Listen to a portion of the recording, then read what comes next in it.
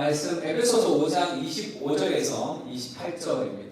우리 제목 한번 읽어볼까요? 시작. 결혼 안에서의 남녀의 역할, 두 번째 오늘 남편의 역할에 대해서 얘기를 좀 할 겁니다.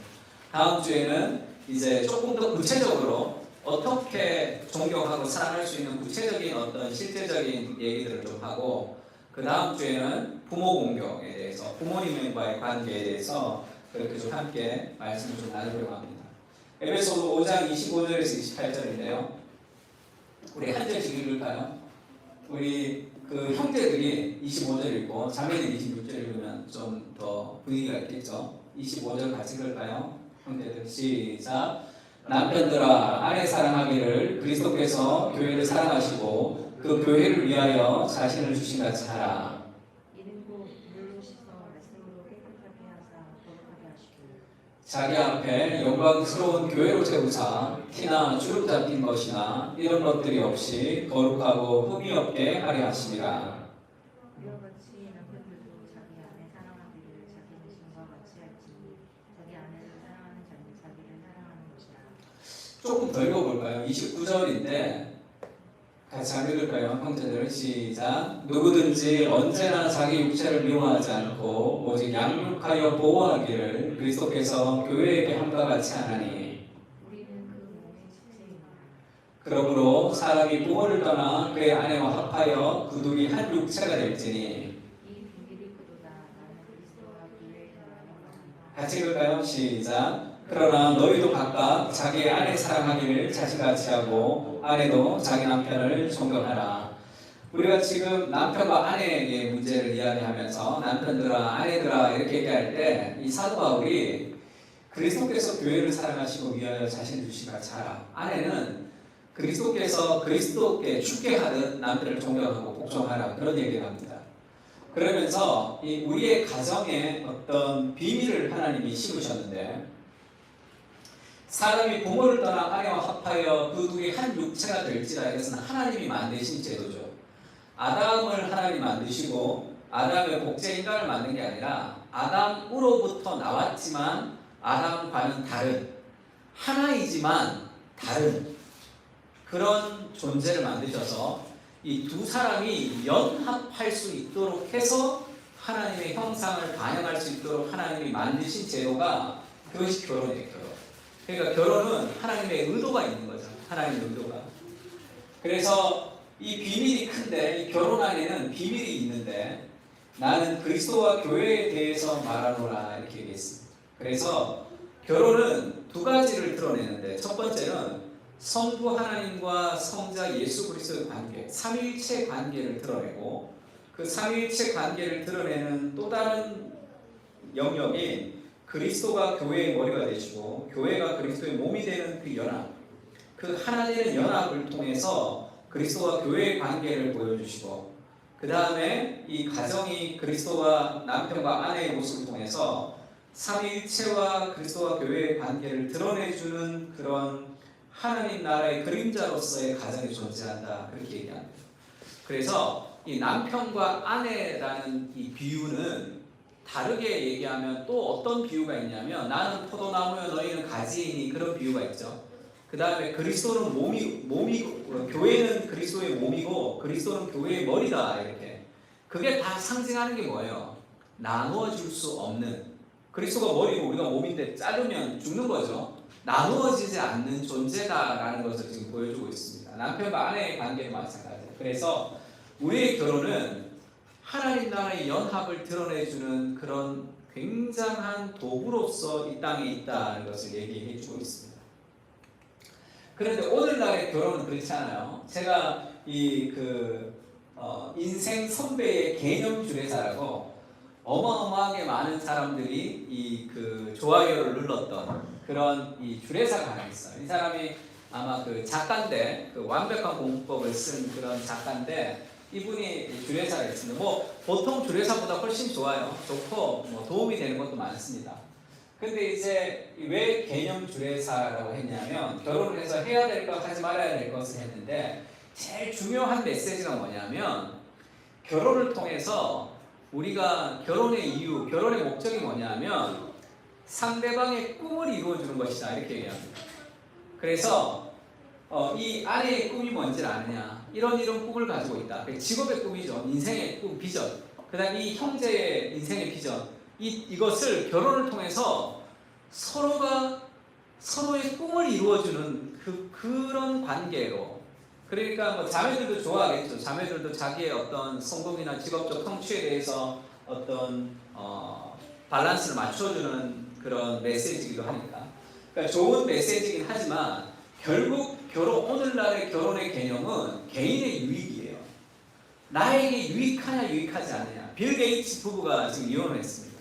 제가 재미있게 본 게 세 가지인데, 첫 번째는 이혼의 이유. 첫 번째 이혼의 이유를 그렇게 얘기하죠.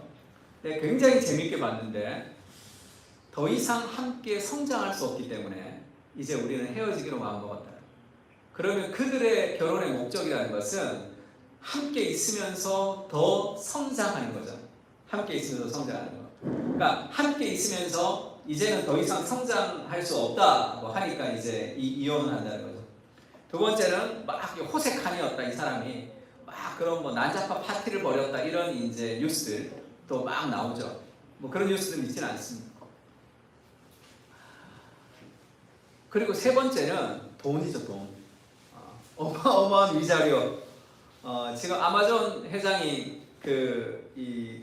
제프 베조스가 이혼할 때도 그 위자료를 얼마나 받았냐. 그게 이제 사람들이 관심사죠. 그럼 나도 좀 그랬으면 좋겠다. 나도 돈 많은 사람 결혼해서 그렇게 좀 그런 위자료 좀 받았으면 좋겠다. 이제 그렇게 좀 한 세 가지 정도 강조점이 있는 것 같아요. 그러니까 함께 성장하는 거. 그러니까 결국 결혼이라는 걸 통해서 오늘날 사람들이 원하는 것은 나의 성장입니다. 나의 유익이에요. 나의 희생이 아니야. 내가 희생하려고 결혼하는 게 아니라 내가 희생하지 않으려고, 지금보다 더 좋으려고 결혼하는 거죠. 그 마음 자체가 뭐 나쁜 것은 아닙니다. 그러나 성경이 말하는 결혼과는 좀 다른 거죠. 스탠리 하우어스라는 그런 성공의 성공의 교수가 있어요. 성공의 목사입니다. 미국에 있는. 근데 이분이 아주 부인이 10년 동안 이제 그 정신병에 걸려가지고 아주 힘든 삶을 살았어요. 그래서 부인이 자살 시도도 하고 아주 어려운 그런 삶을 살다가 부인이 돌아가시고 한나의 아이라는 책을 쓰기도 했습니다. 근데 스탠리 하우어스가 결혼에 대해서 이런 얘기를 했어요. 결혼과 가정을 주로 개인의 성취를 도모하기 위한, 다시 말해 온전해지고 행복해지는 데 필요한 제도로 가정하는 자기 실현의 윤리는 부부 생활에 지극히 해롭다. 오늘날에 많은 이 부부의 갈등도 마찬가지죠. 결혼을 개인의 성취와 행복이 더 커지는 것으로 가정하는 것은 이 자기 실현의 윤리는 부부 생활에 굉장히 해롭다는 거죠. 여기에는 세상 어딘가에 자신에게 꼭 들어맞는 결혼 상대가 있어서 잘 살펴보면, 잘 찾아보면 기필코 만나게 된다는 전제가 깔려있다. 나 딱 맞는 사람을 만날 수 있다. 이 사람 말고. 이는 결혼의 결정적인 일면을 간과하는 윤리적 가설이라는, 결혼에 굉장히 중요한 것을 놓쳐버리는 가설이라는 거죠. 딱 맞는 사람이 있다는 것은. 누구나 부적절한 요소를 가진 상대와 혼인할 수밖에 없다는 사실을 제대로 인식하지 못하고 있다는 것이다. 졸면서 쳤더니 상대와. 그러니까 나랑 딱 맞는 상대는 없어요. 그 상대는 죄인이라고. 그러니까 늘 내가 싫어하는 영역을 누군가는 가지고 있는 거죠. 어떤 사람도 그런 영역을 가지고 있다는 거예요. 그래서 제대로 그것을 잘 모르는 인식이라는 거죠. 그러면서 이런 얘기를 했습니다. 아무도 결혼 상대를 속속들이 알 수 없다. 다만 그렇다고 생각할 뿐이다. 처음엔 확실하다고 믿을지 모르지만 그 마음이 변하는 데는 그다지 오랜 시간이 걸리지 않는다. 세상 만사가 대부분 그렇듯이 결혼도 일단 시작하고 나면 더 이상 전에 알던 그 사람이 아니다. 그 사람이 좋아서 결혼했는데 결혼하고 나면 전에 알던 그 사람이 아니야. 내가 아주 싫어하는 그 사람이 등장하는 거예요. 정말 꼴보기 싫은 어떤 모습이 탁 등장하는 거예요. 나에 대해서 존경하고 존중하고 할 때가 있었지만 결혼하게 되면 온갖 무시를 하는 그런 아주 낯선 상대가 지금 등장한단 말이에요. 그게 정상이 되는 거죠. 세상 만사가 다 그렇다. 직장도 직장에 들어가기 전에는 그 직장 들어가면 너무 좋을 거 행복할 것 같지만 들어가고 나면 힘들잖아요. 그러면서 샌 하우스가 이렇게 얘기했습니다. 중요한 건 더불어 살게 된 낯선 상대를 사랑하고 보살피는 법을 배우는 것이다. 이게 결혼이야. 나한테 딱 맞는 어떤 좋은 사람을 만나서 내가 막 성장하고 행복하는 것이 아니라 결혼을 하면 낯선 상대가 나타나는 거예요. 근데 중요한 것은 더불어 살게 된 그 낯선 상대를 사랑하고 보살피는 방법을 배우는 거예요. 그러니까 결혼이라는 것은 자기 중심성이 무너지는 상황이에요. 그 낯선 상대를 사랑하는 법을 배워가는 것, 그것이 결혼의 참된 의미다. 그렇게 얘기했습니다. 성경이 말하는 결혼은 그것과 가까워요. 그런 것과 가깝습니다. 만약에 나를 성장시켜주고 나를 행복하게 해주고 나를 만족시켜주는 사람은 세상에 없지만 그런 사람과 결혼하려고 하면 결혼 한 10번 정도 해야 되겠죠. 결혼하고 아니면 버리고 그 다음 조금 더 나은 사람, 또 그 사람이 나랑 결혼해 줄지 모르겠지만 좀 더 나은 사람과 결혼해야 되고 조금 더 나은 사람, 조금 나은 사람, 그러면 평생 더 나은 사람을 향해 찾아가야 된다. 그러면 내가 더 나은 사람이 되냐면 인생 파탄 나겠죠. 그렇게 결혼하면 내가 남편이 5 있었으나 지금 있는 사람도 네 남편이 아니니 이 영원한 생수를 거기서 찾았기 때문에 그런 거죠. 그러니까 이 결혼이라는 것에 대해서 지금 우리가 오늘날에 생각하고 있는 결혼의 개념들은 그것을 우리를 좀 힘들게 하고 속박시키는 그런 결혼의 모습이에요. 그래서 남편들에게 그렇게 얘기합니다. 그런 하나님 나라를 보여주는 낯선 상대를 사랑해야 되는 그런 상황에 놓인 우리들에게 남편들아 아내 사랑하기를 그리스도께서 교회를 사랑하시고 교회를 위하여 자신을 주신 같이 하라 이렇게 얘기했어요. 어떻게 보면 이것은 가혹한 명령이죠. 가혹한 명령이라고. 아내들이 남편을 존경하는 것도 남편의 행위와 남편의 인격과 상관없이 남편을 존경하는 삶을 하나님이 원하시는 거죠. 남편에게 반대할 수 있습니다. 남편의 그 의견이 하나님의 뜻과 다를 때는 그것은 잘못됐다고 얘기할 수 있어요. 그럼에도 불구하고 존경의 마음을 잃어버려서는 안 돼요. 그것이 죄가 된다. 그것이 가정을 불행하게 만드는 나의 욕구죠. 내가 그를 무시하면서 가정이 점점 깨트려진다는 거예요. 자녀들이 바른 권위를 배우지 못하며 자라가는 시대가 되는 거죠. 오늘날의 수많은 자녀의 문제들은 이 가정의 문제로부터 출발하는 경우가 많습니다. 남편들도 마찬가지예요. 남편들은 아내 사랑하기를 그리스도께서 교회를 사랑하시고 위하여 자신을 주신 같이 하라. 이것을 받아들일 수 있는 남편이 어디 있어? 대부분의 남편은 다 그렇게 얘기합니다. 최선을 다해서 아내를 사랑했어요. 내가 정말로 노력했다는 거예요. 내가 최선을 다해서 내가 아내를 사랑하기 위해서 정말로 노력했습니다. 근데 잘 안 돼요. 손바닥도 맞아야 치지. 내가 최선을 다해서 노력했는데 잘 안 된다. 지금 성경은 남편들아 아내 사랑하기를 최선을 다해서 사랑하라. 그리고 안 되면 포기하라 그렇게 얘기하지 않죠. 인간의 최선 갖고는 안 되는 거예요. 그것을 요구하는 게 아니라 그리스도가 교회를 위하여 자신을 주심같이 사랑해라. 끝없이 목숨을 내어주는 사랑으로 받아들이고 이해하고 사랑하라. 지금 그것을 얘기한단 말이에요. 이거 어떻게 이렇게 할 수 있냐 이게. 나의 최선 그것 갖고는 그거를 하나님 요구하지도 않는단 말이에요. 사람은 아내를 사랑합니다. 아내를 사랑하지 않는 남편은 없어요. 근데 그 사랑의 깊은 뿌리는 나를 희생하면서까지 사랑하고 싶지는 않은 거예요. 내가 무시당하는 것을 내가 견디면서까지 그 사람을 용납하고 싶지는 않은 거란 말이에요.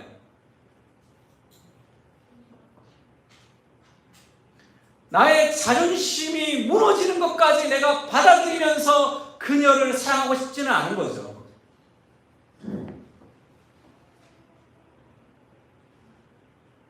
그러니까 갈등이 일어나는 거죠. 남편 존경하라고 그랬는데 나를 무시해? 성경 보면 그렇게 나와 있지 않아? 이렇게 얘기하고, 그거는 본인도 그리스도께서 교회를 사랑하는 것처럼 사랑하진 않아요. 그리스도께서 교회를 사랑하는 것은 교회의 끝없는 배신과 교회의 끝없는 하나님을 향한 적에도 불구하고 그리스도가 끝없는 사랑으로 교회를 사랑하시는 거죠. 그것이 남편이 아내에게 해야 될 사랑이다 이렇게 해요. 이게 가능한가? 이게 어떻게 가요?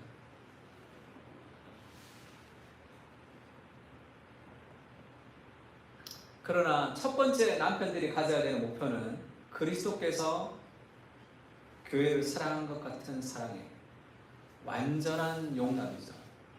전적인 헌신.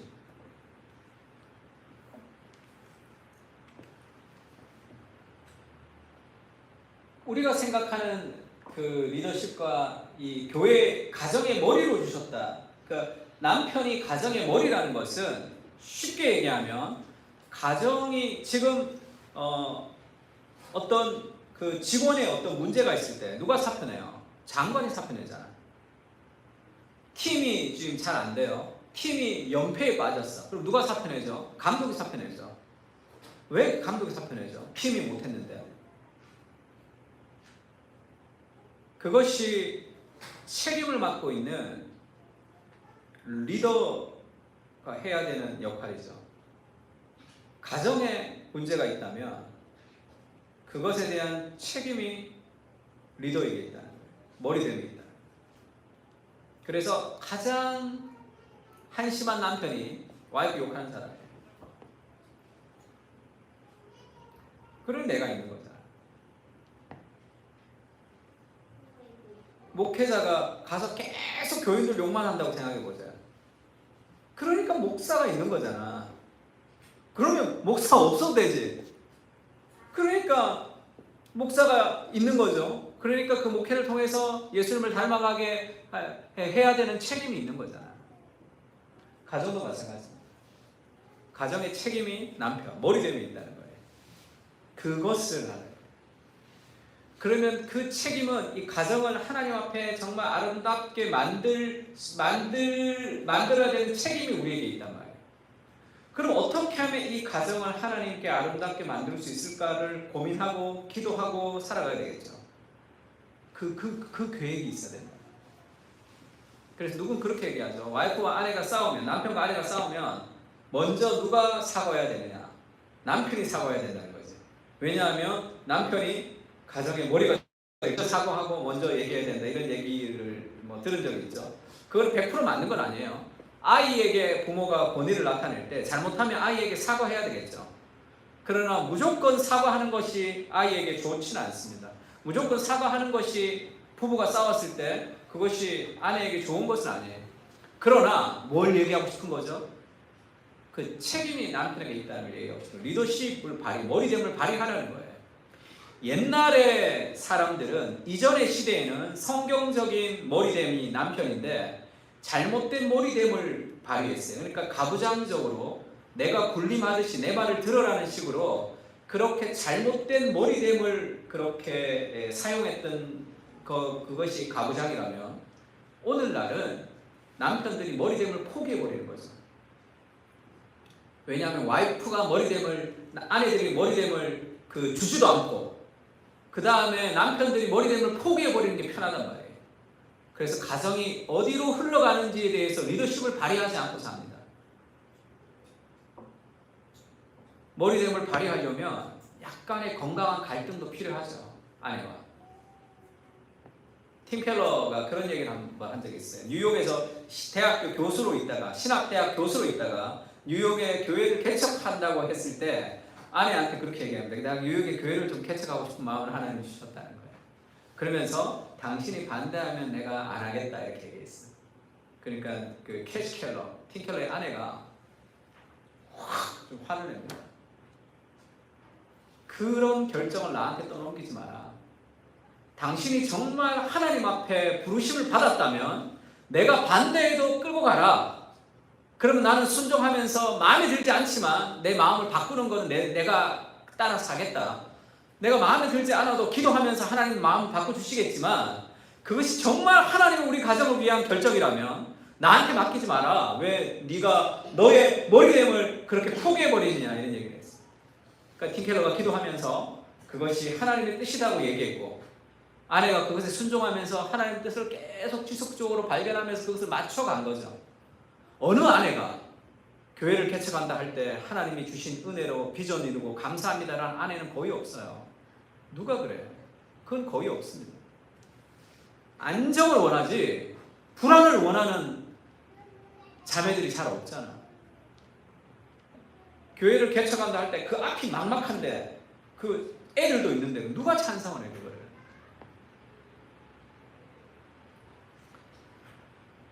그러니까 머리됨을 발휘하지 못하기 때문에 흘러가는 대로 흘러가요 가정이. 그러니까 애들도 흘러가는 문화대로 자라고 그 방향성이 없는 거죠. 주도권을 가지고 리더십을 발휘해야 돼. 주도권을 가지고 리더십을 발휘하려면 한 가지가 필요하죠. 사람의 마음을 얻어야 돼요. 아내의 마음을 얻어야 되고 자식의 마음을 얻어야 돼요. 마음을 얻으려면 희생밖에 없어요. 예수님이 우리를 인도할 때 어떻게 인도합니까? 너 명령을 지켜. 그게 너한테 좋은 거야. 안 지키면 벼락치고 그렇게 인도하지 않잖아요. 예수님이 우리를 인도하실 때도 그리스도의 희생을 통해서 자기의 목숨을 내어주는 희생을 통해서 쉽게 얘기하면 그 끝없는 사랑으로 우리의 마음을 얻으시는 거죠. 그리고 그 그리스도 안에서 우리가 순종하며 살아가는 100% 우리가 그렇게 하지 못하지만 사람의 마음을 얻는 것 그것이 리더십이에요. 리더는 마음을 얻어야지만 일할 수 있습니다. 인간의 마음을 얻는다는 게 얼마나 힘든 일이에요. 그 얘기 한 번 한 적 있죠. 브루스 올마이티라고 그 브루스가 하나님이 된 그런 그 재미있는 코미디 영화가 있습니다. 브루스가 하나님이 되어서 막 그렇게 뭐 홍해도 가르고 막 그러잖아. 기적을 막 베푼단 말이야. 온갖 기적을 다 한다. 근데 안 되는 게 여자친구 마음을 여자친구한테 브루스가 자기가 하나님이 됐으니까 그 여자친구가 자기를 떠나가려고 할 때 이렇게 오라고 그런다고. 근데 여자친구가 그냥 가버린단 말이에요. 저는 그 부분은 굉장히 성경적이라고 생각해요. 하나님이 기적을 통해서 능력을 통해서 우리의 마음을 휙휙 얻고 그러지 않는단 말이에요. 그래서 내가 주와 선생이 되어 너희의 발을 씻었으니 너희도 서로 발을 씻어주는 것이 옳으니라. 내가 너에게 행한 것 같이 너희도 행하게 하려 본을 보였노라. 예수님이 제자들의 발을 씻기시는 거죠. 가장 낮은 위치에서 발을 씻기는 것. 그것이 예수 그리스도의 리더십이죠. 하나님의 보좌를 떠나 이 땅에 오셨습니다. 가장 낮은 곳에서 섬기는 거죠.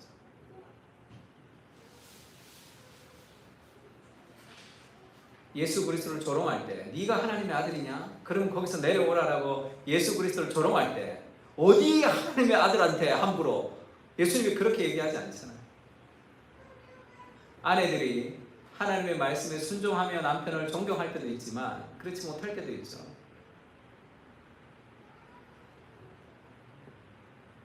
리더십이라는 것은 그것을 수용하고 기다리고 안아주는 삶의 자세가 필요한 거죠. 그래야지 마음을 얻을 수 있기 때문에 그렇습니다. 그래야지 우리의 가정이 하나님이 원하시는 방향으로 나아갈 수 있기 때문에 그래요. 남편이 되었다는 것은 이 가정이 하나님이 원하시는 방향으로 어떻게 하든지 나아가게 해야 된단 말이에요. 그럼 만약에 예수님을 믿지 않는 아내와 결혼을 했단 말이에요. 그러면 모든 것을 다 희생해서라도 어떻게 해서든지 아내가 예수를 믿을 수 있도록 해야지 하나님 앞에 건강한, 하나님 앞에 올바른 가정으로 나아갈 수 있는 거죠.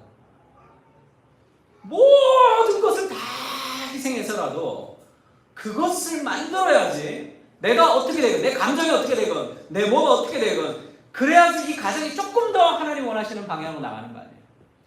거기에 대한 책임이 있다는 것을 알아요. 그래서 세상의 사람들처럼 군림하는 게 아닙니다. 내가 남편인데 왜 나를 무시해? 그거 자체가 성김의 리더십이 아니죠. 예수님이 그렇게 사시지 않았단 말이에요. 예수님이 그렇게 얘기하죠. 인자가 온 것은 섬김을 받으려 함이 아니라 도리어 섬기려 하고 자기 목숨을 많은 사람의 대속물로 주려 함이라. 결혼의 이유가 나의 성장과 나의 무엇이 아니라 상대방의 성장과 상대방을 향한 섬김, 그것이 우리 삶의 목적이 돼요. 그러나 건강한 하나님 앞에서 건강하지 못한 사람은 자기를 내어주는 것을 통해서 무언가를 얻으려고 하는 사람도 있어요. 내가 내어주는 걸 통해서 무언가 얻으려는 목적이 있는 사람은 굉장히 착하고 순한 사람처럼 보이지만 늘 마음에 불평이 있어. 왜냐하면 내가 준 대로 안 온다는 거죠. 내가 한 대로 뭐가 오지 않는다는 거예요. 그러면서 계속 상대방의 죄책감을 유발시켜서 자기가 원하는 대로 조작하려고 하는 사람들도 있습니다. 그것은 기술이에요. 그것은 무언가를 얻으려고 하는 기술이죠. 큰딸, 큰아들 이런 사람들은 성실히 일하는 것을 통해서 사람의 무언가를 얻으려고 해요. 그래서 그게 없으면 힘들고, 막내들은 어떻게 하죠? 애교를 통해서 뭘 얻으려고 하죠. 이러면서 결국은 그런 자기가 가지고 있는 유리한 것들을 통해서 무언가를 얻어내려고 하죠. 그렇게 살아가잖아, 사람들이.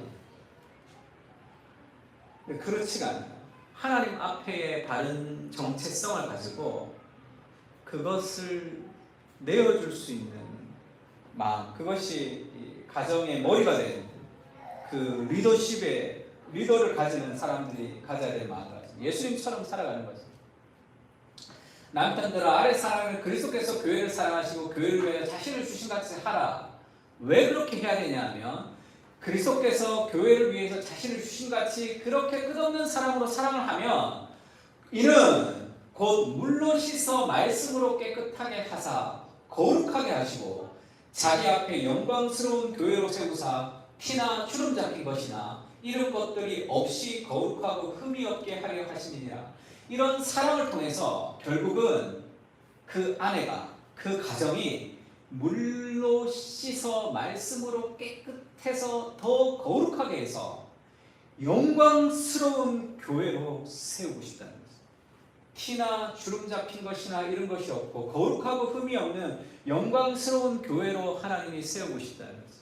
그러면 남편이 가지는 책임이라는 것은 우리의 아내와 우리의 자녀들이 어떻게 하면 예수님을 닮아갈 수 있을지, 인격적으로 어떻게 하면 예수님을 닮아갈 수 있을지에 대해서 아주 공격적으로 계획하고 공격적으로 리더십을 발휘해야 된다.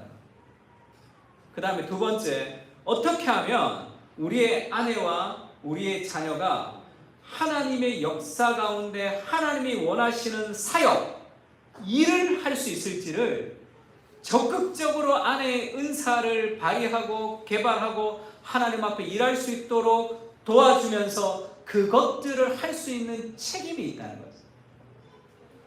가정도 교회와 동일한 하나님이 만드신 제도죠. 교회가 해야 되는 일이 하나님을 예배하고 교제하고 사역하고 훈련하고 전도하는 일이라면 가정에서도 하나님을 예배하고 교제하고 양육하고 사역하고 전도하는 일들이 가정의 사명이죠. 그리고 우리 가정을 통해서 하나님이 하고 싶어하는 일이 있잖아요. 어떻게 하면 우리 와이프가 좀 돈 좀 벌어서 좀 편하게 살아갈까? 그렇게 경제적인 무언가만 생각하지 말고 영적인 공급자로 영적으로 우리의 아내와 우리의 자녀가 예수님을 더욱더 인격적으로 닮아가기 위해서 무엇을 해야 될지, 그래서 아내의 일을 대신해주고 육아를 대신해주는 그것은 단순히 피곤하기 때문에 아이를 잘 키우기 때문에 아이 잘 키워서 뭐 하려고, 그것은 더 거룩한 하나님의 나라를 위해서 살아가는, 아이가 건강하게 컸는데 신앙도 없는 아이로 아무리 잘 키우면 뭐 하냐고. 그것은 큰 의미가 없는 거죠. 하나님 나라에 아무 의미가 없단 말이야. 열심히 직업을 해서 열심히 돈 벌면 뭐 하려고. 그것이 하나님 나라에 아무 쓸모없는 삶으로 끝날 수도 있단 말이에요. 거기에 혈안이 되는 것이 아니라 어떻게 하면 우리의 아내와 우리의 자녀가 하나님의 인격을 닮아가고 하나님의 역사를 이루어가는 하나님의 일들을 할 수 있을지를 개발해주고 그 일들을 하는 그 모든 책임이 남편에게 있다는 거죠. 그러면 남편이 해야 되는 굉장히 중요한 일이 뭘까요? 기도.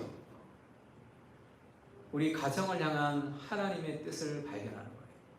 지금 우리 가정이 무엇을 하게, 하나님이 어떻게 우리 가정을 지금 인도하기를 원하시는지를 간절히 기도하며 그 하나님의 음성을 듣고 그 방향을 따라 방향을 제시하고 사람들을 만들어가면서 굉장히 공격적으로 그 가정을 하나님 앞에 이루려고 노력하지 않으면 흘러가는 대로 가정은 흘러가게 되어 있습니다. 흘러가는 대로 흘러가게 되어 있습니다. 제가 그런 얘기 한번 들었어요. 지금 어떤 교회에서 저녁에 식사하는 운동을 해요. 가정의 달. 가족끼리 주일 저녁에 가족끼리 저녁 식사하면서 하나님의 은혜를 나누는 그것을 캠페인을 벌인단 말이에요. 그러면서 교회에서는 그런 가족들 영상을 보여주죠. 비디오로. 이제 그렇게 캠페인을 벌여서 이 가족끼리 서로 엄마를 격려하고 아빠를 격려하면서 서로 격려하고 큐티하고 나누는 모습을 보여준단 말이에요. 근데 그 모습을 보여주면 감사하는 가정이 있는 게 아니라 마음이 무너지는 가정들이 굉장히 많다는 거예요. 왜냐하면 저녁에 식사를 하려고 그러면 잘 안 하거든. 애들이 엄마 아빠랑 밥 먹으려고 하지는 않으니까 밥 먹으려고 하지는 않는단 말이에요. 그러니까 그게 얼마나 마음 아파요. 그것은 하루아침에 이루어지는 일은 아니죠. 그러나 오랜 시간의 리더십을 포기하면서 이루어진 그런 삶의 형태, 그것에 대한 회개가 필요합니다. 그래서 마지막에 천국에 갔을 때 우리 아내가 나를 만나기 전보다 더 하나님에 대해서 예수님을 더 닮아가고 그 인생이 하나님을 위해서 어떤 일을 할 수 있을지를 알려주고 은사를 개발해주고 그 일들을 할 수 있도록 도와줘야 돼요. 그 책임이 가정의 머리 남편에게 있다는 것을 알아야 돼요. 자녀도 마찬가지죠. 공부만 시키지 말고 그 자녀가 정말 하나님 앞에 건강하게 자랄 수 있도록 어린 시절부터 굉장히 공격적으로 기도하며 그 방향을 제시하며 살아가요. 그러나 현실은 그렇지 않습니다. 내 뼈 중에 뼈요 내 살 중에 살이라 그렇게 하와를 불렀지만 죄가 들어오고 나서 여호와 하나님이 아담을 부르시죠. 그에게 이르시되 네가 어디 있느냐 이렇게 얘기해요. 내가 동산에서 하나님의 소리를 듣고 두려워서 숨었습니다. 누가 너의 벗었음을 내게 알렸느냐? 내가 먹지 말라 한 그 나무의 열매를 네가 먹었느냐? 그렇게 얘기하죠. 그러니까 솔직해지기가 두렵단 말이에요. 아담이 이르되 하나님이 주셔서 나와 함께 있게 한 여자, 그냥 여자가 아니에요. 그 여자예요. 그 여자. 그가 그 나무 열매를 내게 주므로 내가 먹었나이다. 이 책임을 회피해버리죠. 책임 딱 그 앞에 내가 책임을 지고 회개해야 되는데 하나님이 내게 주신 저 여자 이렇게 하나님에게 이렇게 책임을 회피하는 거예요. 이것이 이 땅을 살아가는 건강한 남자의 표본이에요. 모든 남자들은 다 이런 마음이 있습니다. 군대 가봐 얼마나 조잡한가. 군대 남자들이 얼마나 군인 정신이에요. 그 안에 온갖 비리들이 다 있죠. 별 하나 달려고 온갖 아부를 당하는 굉장히 남성적이지 못한 일들이 그 안에 다 벌어진다고. 아주 조잡한 정치들이 그 안에서 막 다 일어난단 말이에요. 그러니까 이게 기본적인 남자의 일이죠. 우리가 리더를 신뢰하지 못하는 이유가 뭡니까? 책임을 지지 않을 때. 정말 사람이 나한테 따뜻하고 정말 좋은데 결정적일 때 책임을 나한테 떠넘기면 우리가 신뢰하고 따라갈 수가 없어요.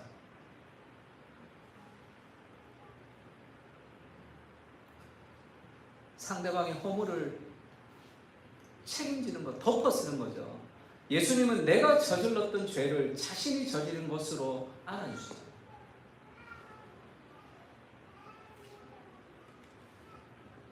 나는 깨끗하다는 거지.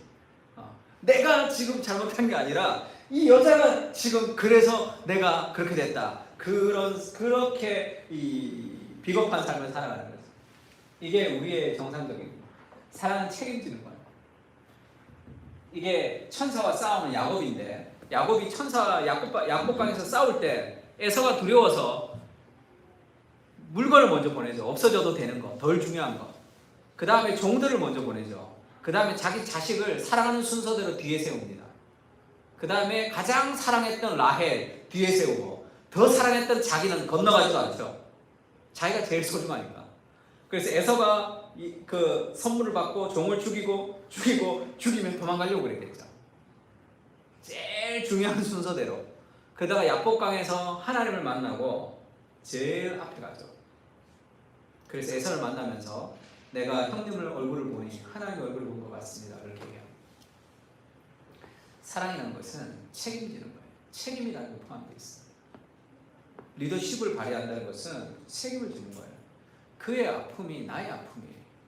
그의 성공이 나의 성공이에요. 그런 감독, 코치 같은 역할을 하는 거죠. 그러니까 코치들은 뭐예요? 어떤 사람이 뭐가 있으면 그걸 좀 잘 세워주고 잘 보완시켜줘서 정말로 이 팀으로 이 우승할 수 있도록 늘 고민하잖아요. 우리가 결혼 서약서를 쓸 때 주로 쓰는 표현이 있는데, 사랑하고 싶을 때나 사랑하고 싶지 않을 때나, 보고 싶을 때나 보고 싶지 않을 때나, 나의 감정과 환경에 상관없이 사랑을 선택하겠습니다. 이것을 우리 결혼 서약에 이제 쓸 때가 있는데, 그럼 어떻게 아내를 사랑할 수 있습니까? 정답은 그냥 사랑하는 거예요. 뭘 자꾸 따지니까 내 감정이 어떻고 내가 속상하고 내가 뭘 어떻고 그 상관없이 사랑하기로 결정하고 사랑하기로 선택하는 게 사랑이라는 걸 알아야 돼요. 감정이 사랑이 아니에요. 사랑을 선택하는 게 사랑이에요. 원래 그 토익 그 강사는 유수연이라고 있어요. 그 사람 강의하면서 그런 얘기 하더라고. 토익이 400점에서 960까지 두 달에 이제 받은 사람이 있다는 거예요. 어떻게 그 사람이 토익이 400인데 960을 두 달 만에 받았냐? 그 사람이 정말로 영어를 못했기 때문에 가능했다는 거죠. 정말로 못한 무식한 사람들은 강사가 하라는 대로 한단 말이에요. 근데 영어가 잘 안 되는 사람들은 자기가 골라서 강사의 말을 듣는 사람, 내가 조금 알거든, 나 요거 좀 아니까 나 요거만 좀 메꾸면 되겠다, 이런 사람들이 제일 성적이 안 오른다는 거예요. 병원도 마찬가지죠. 좋은 의사의 말을 잘 듣고 실천하면 되는데, 자기가 뭐 병을 좀 아는 사람들이 그것을 이렇게 약을 요거 먹고 안 먹고 이러다가 더 병을 키우는 경우가 있죠. 하나님의 말씀 앞에 순종하겠다 생각하는 것이 제일 삶을 가장 빠르게 가는 길입니다. 그럼 어떻게 이렇게 할 수 있느냐는 거예요. C.S. 루이스가 순전한 기독교에서 그런 얘기를 해요. 내가 이웃을 사랑하는지 안 하는지 신경 쓰느라 시간을 허비하지 마십시오. 사랑하는 것처럼 행동하세요. 마음에 들지 않는 사람에게 상처를 주면 그만큼 더 그 사람을 싫어하는 내 모습을 마주할 것입니다. 그러나 싫어도 잘해주면 어느새 싫은 마음이 줄어듭니다. 세상 사람들은 자신이 좋아하는 몇몇 사람들에게만 친절하게 대합니다. 하지만 그리스도인은 모든 사람에게 친절해야 하며, 그러다 보면 자기도 모르게 점점 더 많은 사람을 좋아하게 됩니다. 처음에는 좋아하게 되리라고 상상도 못했던 사람들까지 말이지요. 이게 무슨 얘기예요? 이 사람 사랑하느냐 사랑하지 않느냐 신경 쓰지 말고 사랑하는 것처럼 행동하면 사랑이 따라온다. 지금 그 얘기를 하는 거죠. 그러니까 사랑이라는 것은 감정이 아니에요. 잘 생각해 보세요. 우리가 용기를 가질 때 어떻게 용기를 가지냐면, 용기가 느껴지는 게 아니잖아. 용기가 확 들어와서 용기 있게 행동하는 게 아니라, 용기가 느껴지는 게 아니라 두려움이 확 느껴지죠. 근데 두려움이 느껴지는데, 두렵지만 한 걸음 딱 디딜 때 용기가 생기는 거잖아. 그게 용기잖아. 인내가 자란다고 할 때 인내가 느껴져서 인내를 하는 사람이 어디 있어요? 너무너무 힘든데 참으면서 인내가 자라지잖아. 사랑도 마찬가지예요. 사랑이 느껴져서 사랑하는 것은 사랑이 아니라 그걸 감정이라고 해요. 감정. 그러면 내가 좋을 때만 사랑하고 내가 싫을 때만 사랑하지 않는, 나한테 좋은 사람만 사랑하고 나한테 싫은 사람만 사랑하지 않는 그런 사람이 되는 거죠. 그 감정을 사랑이라고 믿기 때문에 그렇죠. 감정과 상관없이 사랑하고 싶지 않은 사람을 사랑하는 거예요. 그러면 사랑은 자랍니다. 그러면 사랑은 자라는 거예요. 에드먼드 모건이라는 사람이 미국의 노예 제도와 미국의 자유라는 책을 썼습니다. 이 책에서 재미있는 얘기를 했는데, 처음에 노예를 만든 것은 노예를 부리기 위해서가 아니라 경제적인 차이, 그 경제 문제 때문에 노예를 두기 시작했어요. 처음에 흑인을 노예로 뒀을 때는 주인이 노예를 함부로 하는 일은 없었다는 거예요. 그때는 그냥 그렇게 했는데 점점점 시간이 지나면서 함부로 하죠. 노예들을 함부로 하기 때문에, 흑인을 함부로 했기 때문에 노예라는 제도가 생긴 게 아니라 노예라는 제도가 먼저 생기니까 함부로 하게 됐다는 거죠. 왜 그렇죠? 자꾸 함부로 하면서 그것이 점점 커지고, 누군가를 미워하면 미워하는 마음이 점점 커져요. 그 마음이 점점 커진다. 그 생각을 내가 끊어내지 못하면 그 생각의 노예가 되어서 결국 내 인생이 파멸로 몰아가는 마귀의 구렁텅이 안에 내가 사로잡힌단 말이야. 내 감정의 주인이 하나님이 아닌 거죠. 그렇게 되면 그렇게 끌려다닌다. 팀 켈러가 결혼을 말하다 해서 그렇게 얘기하죠. 자기가 목사가 아니었으면 자기도 별로 안 친하고 말을 잘 안 할 만한 사람들이 있었다는 거예요. 근데 자기가 목사가 되면서, 그리고 자기가 그리스도인이 되면서 그런 사람이 있어서는 안 되잖아. 그러니까 목사인데 누가 전화 오면 가야 되죠. 누구 장례나면 가야 되죠. 그 사람 별로 내가 만나고 싶지 않은 사람 안 갈 수 없잖아. 그러니까 늘 가야 된단 말이에요. 근데 아주 성격이 고약한 부부가 있었다는 거예요. 그 교회에 다 싫어요. 그 사람은. 그 사람 때문에 이 공동체가 좀 힘들어지는 아주 성격이 고약한 이 부부가 있었는데, 그 사람을 이 팀켈러 부부가 계속 섬겼죠. 사건 터지고 사고 터지니까 계속 불러다가 얘기하고 그 사람과 또 교제를 하고 또 그래야 되잖아. 그렇게 쭉 그 사람을 사랑하고 계속 하다 보니까 사랑이 생긴 거예요. 그래서 어느 날 아주 어렵게 휴가를 받았어요. 그 팀켈러가 휴가를 받았는데 자기 부인한테 그 부부랑 같이 휴가를 갈까요? 이렇게 얘기했다. 자기 부인도 웃고 자기도 웃었다는 거야. 왜냐하면 그 사람은 다른 사람과 같이 휴가를 안 가겠죠. 다른 사람. 근데 자기가 의무적으로 그 사람을 데리고 가야 되겠다고 생각한 게 아니라 정말로 그와 함께하고 싶은 마음이 있었다는 거죠. 생겼다는 거야. 그것이 자기가 목회자가 되면서 누렸던 가장 큰 복이다, 이렇게 얘기하고.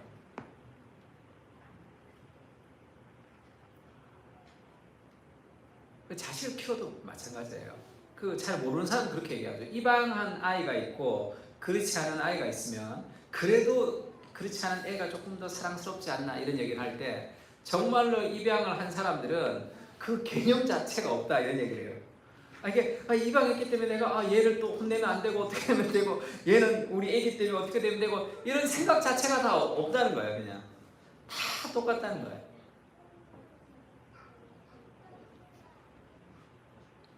그래서 자식들 중에 누가 더 마음에 드냐? 그러면 부자가 된 자식, 돈 잘 주는 자식, 다 그런 게 아니에요. 그건 똑같은 거예요. 부모의 심정이죠. 사랑을 그렇게 사랑할 때 사랑이 자란다는 거예요. 그런 얘기가 있죠. 우리 부부 사랑학교 보면 그 남편에게 늘 이렇게 남편이 기분 나빠서 막 하는 그런 아내가 있는데, 이 게리 토마스가 그렇게 물어요. 당신 자녀가 있는데 결혼을 했는데 그 며느리가 당신이 당신 남편한테 하는 것과 똑같이 하면 어떻겠냐 그러면 굉장히 불쾌하다는 거예요. 그거는 굉장히 힘들다는 거예요. 자기도 그렇게 하면서 그 왜 그러냐면 자식이라는 존재는 그가 잘하고 못하고의 개념하고 상관이 없어요.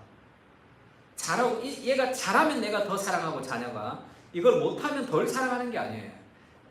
부모가 자녀를 보면 성격이 아주 이상한 성격이 있단 말이에요. 자녀의 성격 중에. 그럼 그거는 부모가 안고 가죠.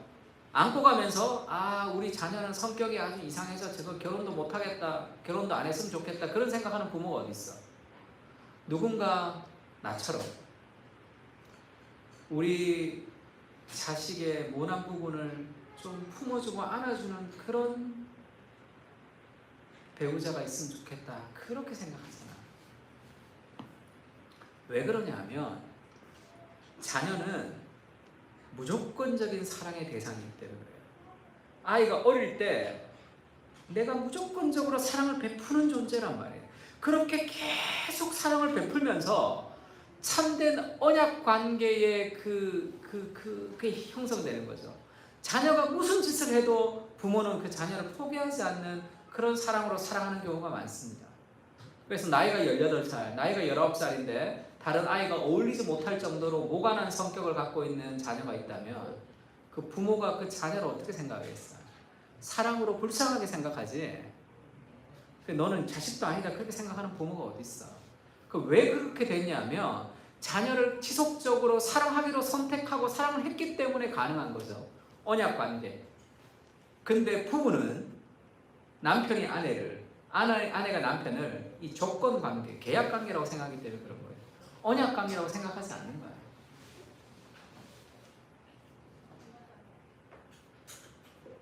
그래서 함께 품어주지 못하는 경우들이 많습니다. 그럼 묻겠죠. 목사님은 사모님한테 어떻게 하십니까? 목사님은 정말 그리스도의 사랑으로 사랑하십니까? 누가 내게 물으신다면 못하지.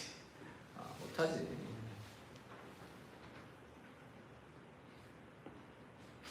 그러면 이건 뭡니까? 그러면 어떡하라고? 그리스도의 사랑으로 목사님은 못하면서 쥐도 못하면서 지금 그리스도의 사랑으로 우리 보고 지금 사랑하라고 그러면 그리스도를 경외함으로 피차 복종합니다. 그래서 기도 하나님의 사랑이 우리에게 흘러넘치기를, 하나님의 사랑이 우리 가정에 흘러넘치기를, 그 하나님의 사랑의 뿌리를 내리는 하나님의 은혜를 받는 기도, 그 안정감을 통해서만이 우리가 조금 더 하나님의 가정을 만들 수 있습니다. 기도하지 않으면 가정은 하나님 앞에 그런 사랑을 할 수 없어요. 인간적인 사랑만 있습니다. 인간적인 사랑만 있다고. 아무리 결혼에 대한 책을 뒤적뒤적거려도 어떤 해결책도 나오지 않아요. 인간의 노력으로 가능한 영역이 아니란 말이에요. 그 마음의 동기라는 부분이 하나님의 은혜를 주셔야지만 가능하죠. 제가 이번에 그 컨벤션 가서 나이가 60이 넘은 분이 있는데, 제가 팀켈러의 결혼을 말하다 보고 있으니까 이렇게 빼서 보시더라고. 그다음에 책 참 좋다고 얘기하시고 나서 그런 얘기 하시더라고.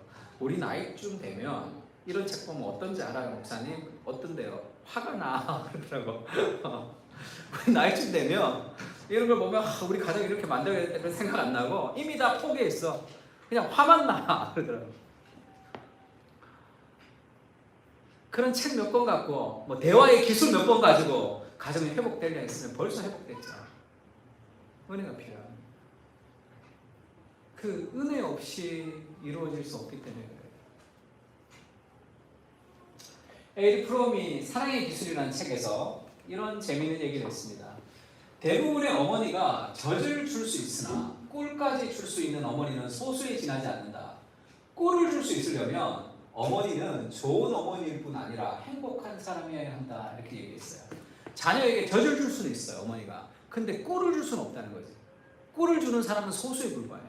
그 꿀을 주는 부모가 되려면 어떻게 해야 되냐면 엄마가 이 건강하고 좋은 엄마일 뿐 아니라 행복해야 돼요. 그래야지 자녀에게 꿀을 줄 수 있어요. 참된 행복을 줄 수 있어요. 내 부부 관계가 행복하지 않는데 자녀의 인생이 어떻게 행복할 수 있어요? 그러면 부부 관계가 행복하게 지려면 어떻게 해야 되죠? 아내를 사랑하려고 하는데 사랑이 안 되잖아. 나의 좁은 이기심 때문에도 사랑이 안 되고, 조금만 아내가 나한테 뭐라 그러면 기분 나빠서 말도 하기 싫은데 어떻게 해요?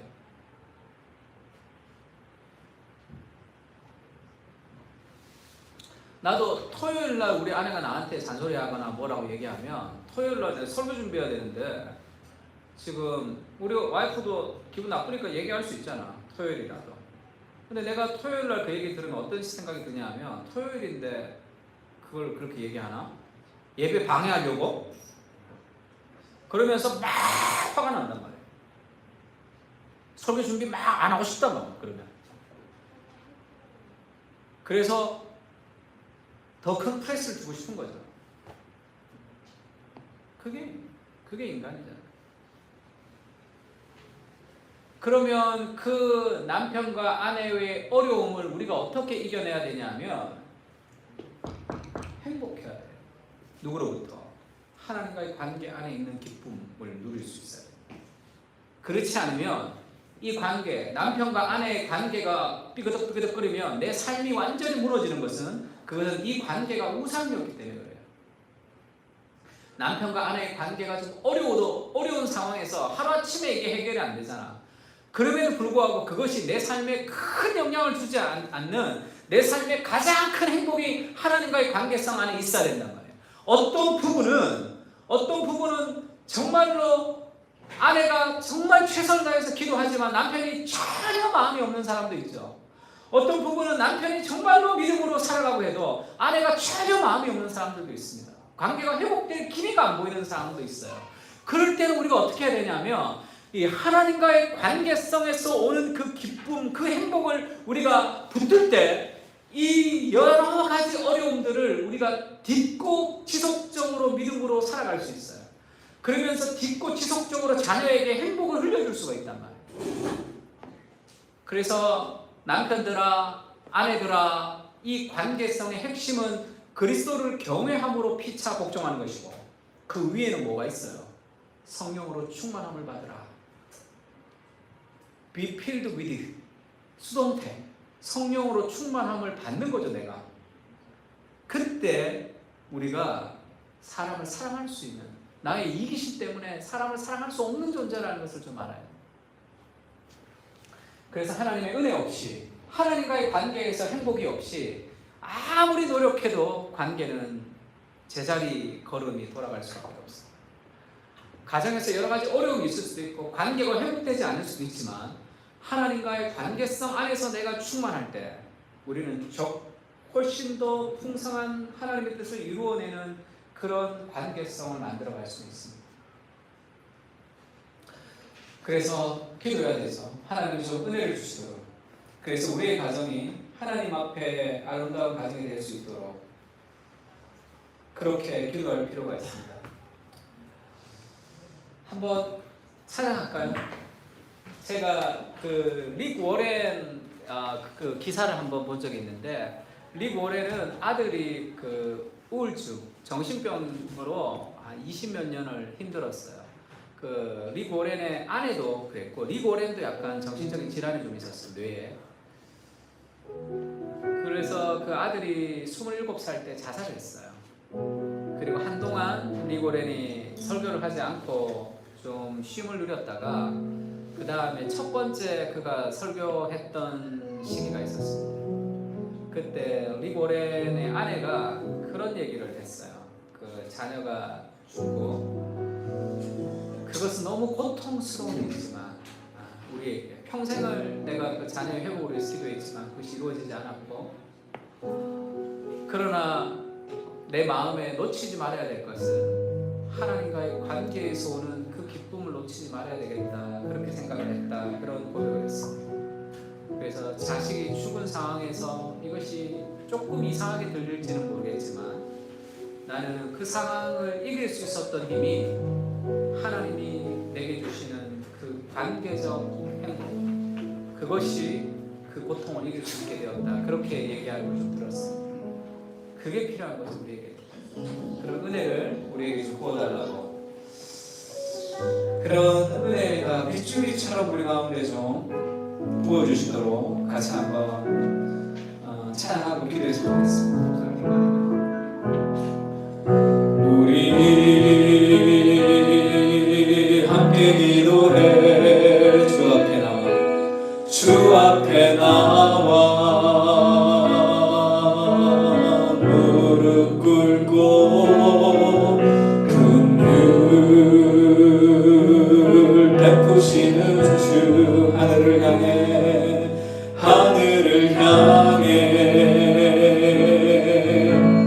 두 손 들고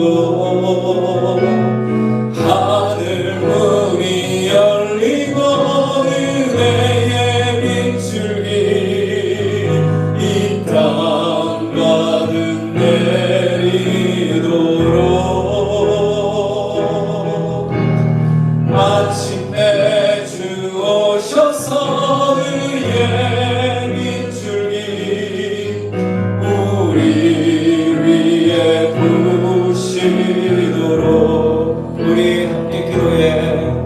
우리 함께 기도해.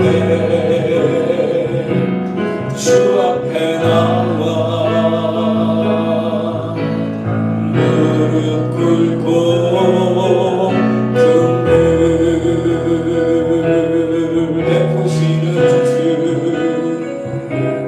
하늘을 향해 두 손 들고 하늘 문이 열리고 은혜의 빗줄기 이 땅 가득